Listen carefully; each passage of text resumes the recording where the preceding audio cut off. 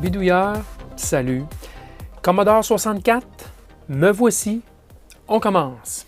Alors, je vous avais dit il y a quelques mois que j'allais mettre la main sur un lot de Commodore 64, de l'équipement Commodore 64, donc ce fameux ordinateur mythique des années 80 qui s'est vendu à plus de 10 millions d'exemplaires. Un lot dans une condition plus ou moins connue, là, ça allait être une belle petite aventure. Malheureusement, la situation internationale a fait que j'ai dû retarder la prise de possession du matériel, mais là, c'est fait.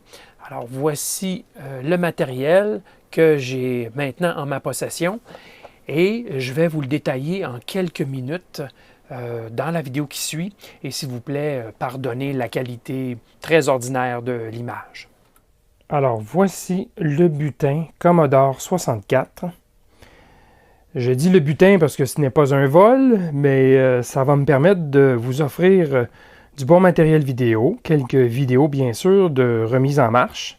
Alors c'est Michel qui habite l'ouest de Montréal qui m'a gracieusement donné ce matériel qui, de son propre aveu, prenait la poussière depuis plusieurs années dans un cabanon, je crois, de jardin. En tout cas, ce n'était pas dans un environnement contrôlé. Mais on va voir si on est capable de remettre tout cela en ordre. Alors, qu'est-ce qu'il y a dans le butin? Bien sûr, la pièce de résistance, là, à tout seigneur, tout honneur, un Commodore 64 qui est complet. Il n'y a pas de vis ni rien, mais disons qu'il y a sa carte mère à l'intérieur. Aucune idée, encore une fois, si ça fonctionne ou pas. Ça sera à voir dans la prochaine vidéo. Ça sera la première chose que je ferai. Je mettrai en fonction cette unité. Il y a aussi 5 autres cartes mères de fournies. Donc, au total, il y avait 6 cartes mères. Alors, il ne me manquera pas de pièces de rechange si jamais une ou l'autre venait qu'à avoir un problème. Ensuite, avec l'ensemble, 2 câbles vidéo qui permettent de brancher un signal sortant d'un Commodore 64 vers le moniteur de Commodore, l'écran, mais en même temps, on peut brancher ça sur un téléviseur ou un écran qui a une entrée composite. Il est possible là, de brancher avec un petit peu d'adaptation. Et donc, il a fourni aussi un paquet de disquettes qui ne sont pas des disquettes Commodore du tout, mais ce sont des disquettes qui peuvent être formatées pour fonctionner sur le Commodore. Donc, je verrai si je les utilise. Alors, dans le matériel, il y a aussi 2 unités de disquettes, 1541, qui sont les unités officielles Commodore. Et il y a aussi 3 câbles, donc 2 unités mais 3 câbles pour relier les unités 1541 au Commodore 64. Bon, fourni avec 2 manuels, le manuel complet de référence du Commodore 64, incluant un schéma. Et oui, le schéma du Commodore 64 inclus. À l'époque, il savait bien faire les choses dans les manuels. Alors, c'est une... j'ai tendance à dire que c'est une brique. Là. Ce n'est pas une brique, mais c'est quand même très, très complet. Ça explique le fonctionnement de l'appareil. Ça explique comment faire de la programmation en BASIC, bien sûr, puisqu'il y a l'interpréteur BASIC, mais ça explique aussi comment faire de l'assembleur et aussi, ça explique le fonctionnement de l'appareil très bien. Alors, c'est vraiment un manuel complet. Aussi inclus ce petit manuel qui va avec les unités de disquettes. Donc, Commodore 1541, c'est le manuel d'instruction.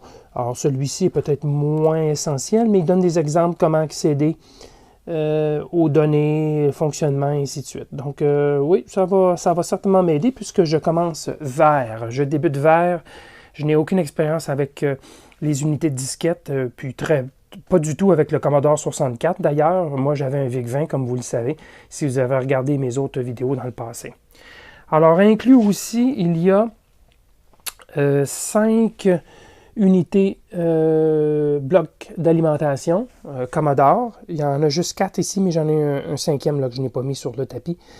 Alors, ça, c'est inclus. Donc, j'ai ce qu'il faut pour alimenter les cartes mères sans difficulté. Et finalement, il y a 5 claviers inclus aussi, des claviers de rechange. Donc, On pourrait, là, en théorie, fabriquer ou se faire fonctionner 5 cartes mères avec son clavier, ses blocs d'alimentation. Il y aurait juste 2 disquettes, 2 unités de 10 par contre, là, mais ça, c'est l'unité de 10, n'oubliez pas que c'est optionnel.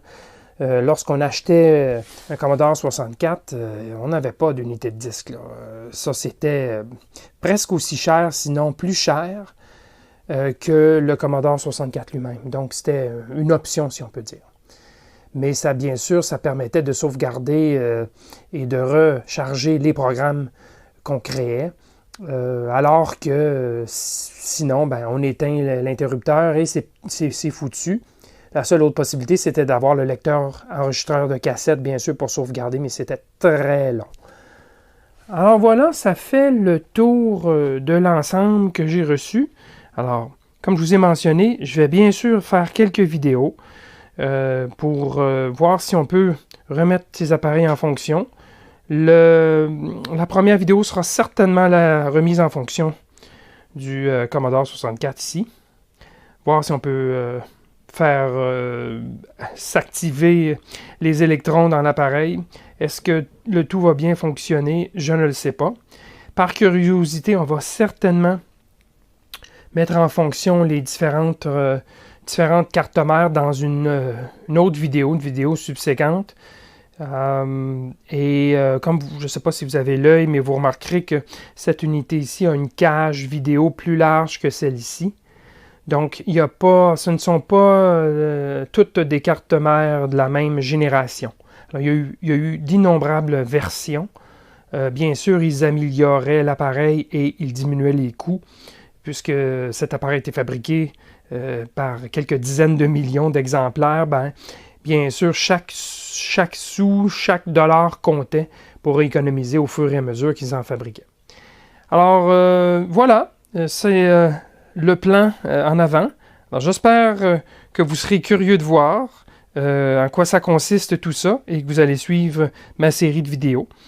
Sur ça, je vous dis merci et à la prochaine.